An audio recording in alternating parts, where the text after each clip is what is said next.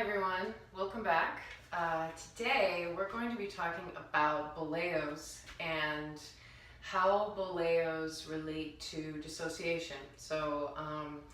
I've done a lot of tutorials and discussion on dissociation, so one of the questions that's come up is how does dissociation play in creating a Boleo?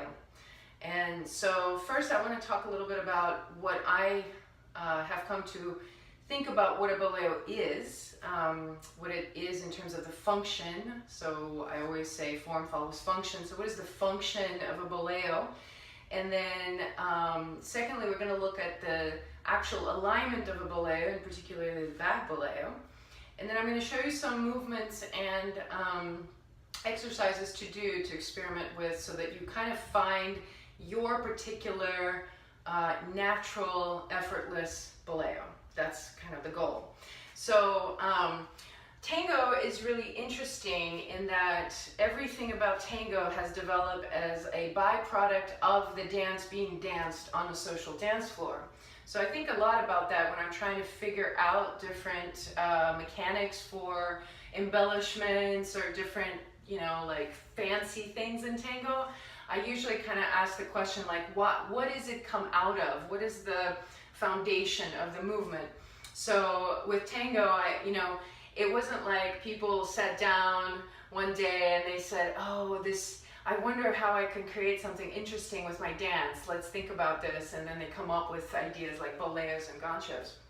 I think that really boleos and ganchos are just the result of certain things happening in the dance. And I've had quite a few experiences where I would dance with very beginner dancers, beginner followers who don't know much about tango, but if they just let their bodies relax, a lot of times embellishments that we come to consider as part of the vocabulary just kind of happen naturally in their body because the body is set in motion in a particular way.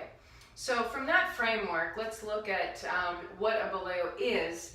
And you probably have heard that a boleo is an interruption of an ocho. So if we're talking about a back boleo, that happens if you're going into a back ocho. So I'm heading into a back ocho and I'm about to turn around to do another ocho. But instead, the leader, once I transfer the weight to my back foot and I'm about to pivot to go back, in the middle of that, the leader changes direction. So I've started the pivot, but the leader changes my direction. So I turn and my leg responds by kind of ricocheting down the spine and the energy goes through that back leg. Similarly for a forward boleo, let's say if I'm going forward and I'm about to pivot to go into another forward step here, but instead the leader interrupts it. So I'm already heading that way.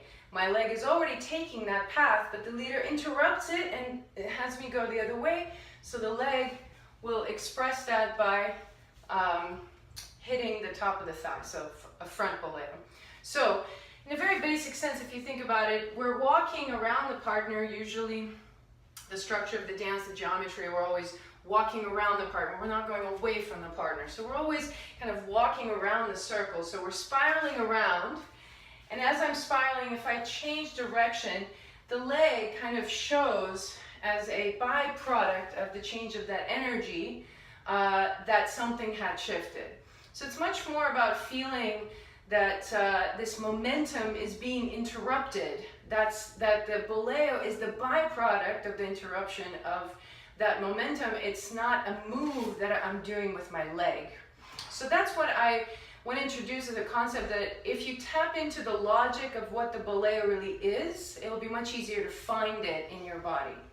So let's talk about the actual geometry of a back boleo in particular, because those, I guess, to me feel like they get led a lot more. So back boleo looks like this. And there was a lot of questioning for me for a long time. What is it that I'm actually doing? Am I just like flipping the leg behind myself?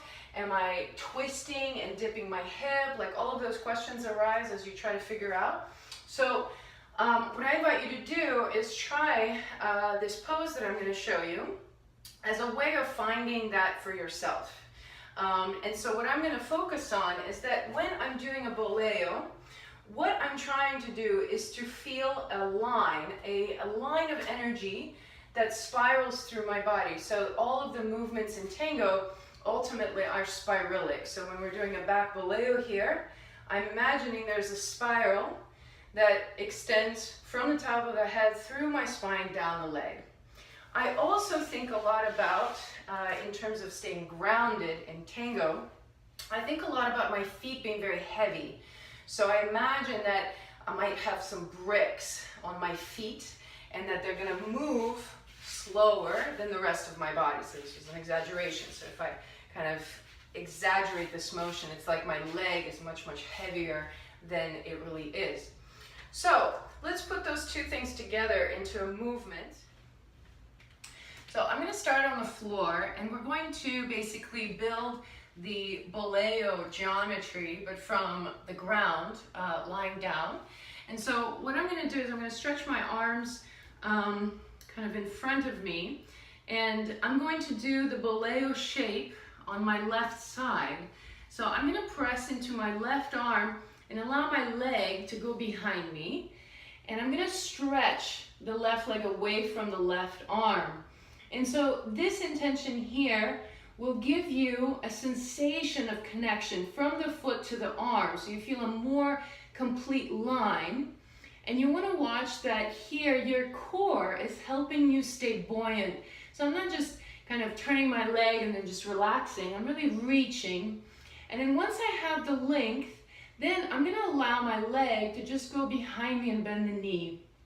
And here, this should be really easy. If you feel any discomfort in the lower back, go ahead and adjust by lessening the degree of the bend, lessening the amount of the twist. So you want to look for a sensation where it feels that it's pretty effortless. So in my final shape here, this is my Boleo shape, I'm not really feeling much tension anywhere specific.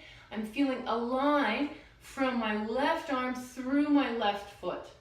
And so I can kind of go back and forth here, a little bit side to side, and then come back to center, and then we'll do it on the other side. So now from the right, I'm going to press into the floor. I'm going to reach the leg behind me. First I'm going to find length. So this should feel really nice. It's a very, very easy kind of stretch for the body, so it shouldn't feel intense. And then I bend the knee.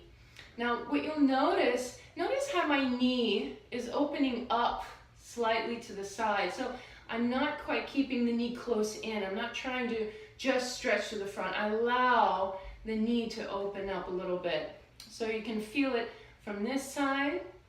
And then so you can go back and forth a few times. And if you'd like, you can really feel the spiralic motion of the body. If you continue over to the side and allow yourself to turn onto the back and then go through the whole sequence to the other side. So this becomes a really nice kind of fluid motion that just informs you. It shows you kind of how the spine is going to arrange itself through this geometry. And so you do it a couple of times just to feel what that's like.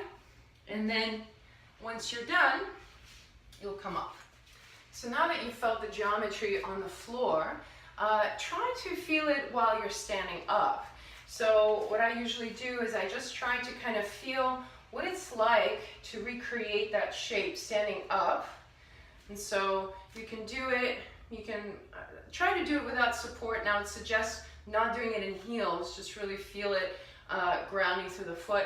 And so what I'm looking for here is a sense that the whole line is very similar to what I felt on the floor. I'm not overusing any muscles, I'm not losing balance.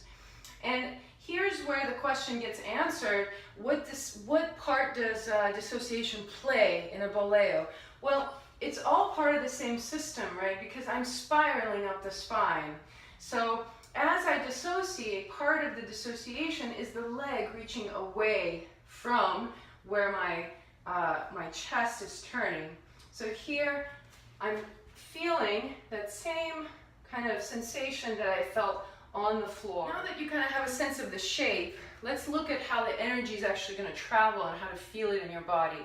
And for that, very simple exploration that's really nice is, first, just notice that there's this feeling that you can generate in your body. If I stand on one foot and the other leg is free, and I just start to shift my weight back and forth on the standing foot, and I let this leg kind of go, what you'll realize is that there's a rhythm. When I reach forward onto the front foot, my leg is sent back, and when I go back to the heel, this leg comes forward to balance out. This is a very natural kind of feeling. It's very swing-like. So here's this energy, and do that on both sides a few times, and just feel that you're not having to move the free leg by itself. This would be the difference. Here's me moving this leg. I'm actually moving my left leg. But here, I'm just going to use the principle of me shifting forward and back as a way of initiating motion in my free leg. But the free leg acts as like a counterbalance. And then I come back to this sense that my foot is really heavy. So I imagine I have like a brick attached to it. As I imagine that, it kind of gives me even more of a sense of stability because it acts as a counterweight, right? So here is just this motion in line. So I'm just kind of having my foot go forward and back. And so once you feel that, then allow yourself to introduce the spiral. So I'm going to go back to the first side, same thing. I'm just kind of forward and back, and then just start calling up that alignment for the Boleo and allow the leg to go higher. And just practice that. The leg does not have to go very high. And so it should be, by the time you're in full swing, you should notice it feels the same as this, okay? It's the same as this. And just because it's high, it doesn't mean that I'm straining. I'm not going forward and back. I'm just allowing it to accelerate and kind of rotate around. And then I can bring in a little bit more. And then the forward Boleo will just happen kind of on its own. And then you try it on the other side. So once again, I start out with just shifting my weight forward and back and feeling this impulse. Okay, so first that. Then I start to kind of exaggerate it without losing that looseness that I give. I'm not really working very hard. And then I exaggerate even more, and I can feel. When I'm really going for the full shape here, when I'm dancing, a lot of times I'll hit my elbow. Doesn't mean that you have to, it just means I want you to remember that it's a spiral, right? So as my leg goes up, I'm not going to aim it for my left elbow. I'm not going to try to go in line, and I'm actually going to spiral around and hit my other elbow. So once you kind of have the sensation in your body by yourself, with just your feet on the ground, that's the sensation that you will cultivate within the dance. So the principles are really important, that you just understand that it's a byproduct, that it relies on the muscles and your body being fairly relaxed but attentive. So I'm using muscles, the muscle tone to keep my axis to be stable, but I'm not trying to force anything. Imagine that your feet are heavy, as if you have bricks attached to them, so that will keep you grounded. And then once you put on heels, this is really important, try to recreate the same feeling. So you might even test, once you put your heels on, test this idea. You can do it, but it will feel different because your heel is elevated, so the range of motion is going to be a little bit different. So try it out. Hopefully this will kind of bring up some other points and other questions. It always seems like every topic in tango is like a Pandora's box. So If you have other questions, other ideas, please feel free to reach out. And I hope to hear from you soon. Until next week, bye.